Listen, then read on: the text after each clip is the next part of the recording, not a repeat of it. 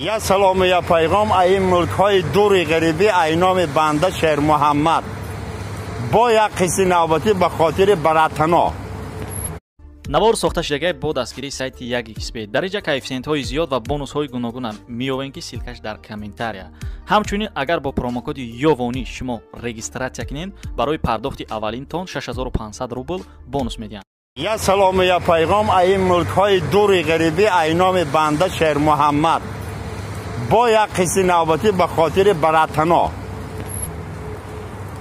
قصه های شیر محمد اگر پسند اومد برادران مرحمت لایک باران ایمانی دیده گریان ایمانی کنه.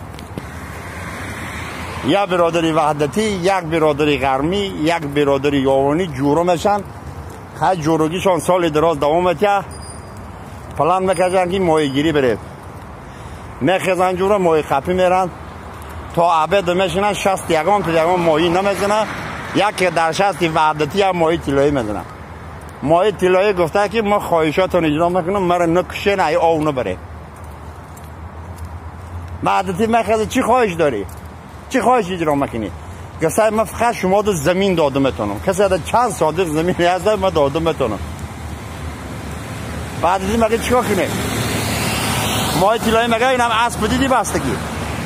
اسب سوار شو. انمی چند که میدوانی انمی راه چند که میدوانی کفات نگاه که چند زمینی هست همه اختر.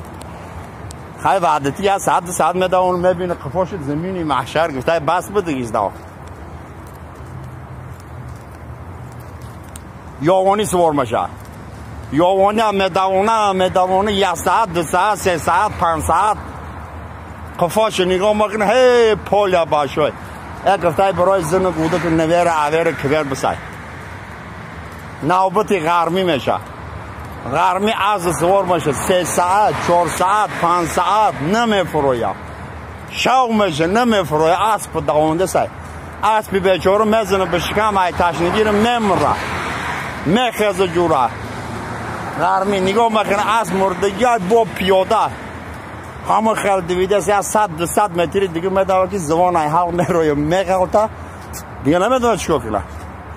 غلطی دیگه بشکن شبکه شما گیرم خب پشت دنگل میکنه 2 متر میره میگه این دو صادقش برای آتم برای پامیدار کاریش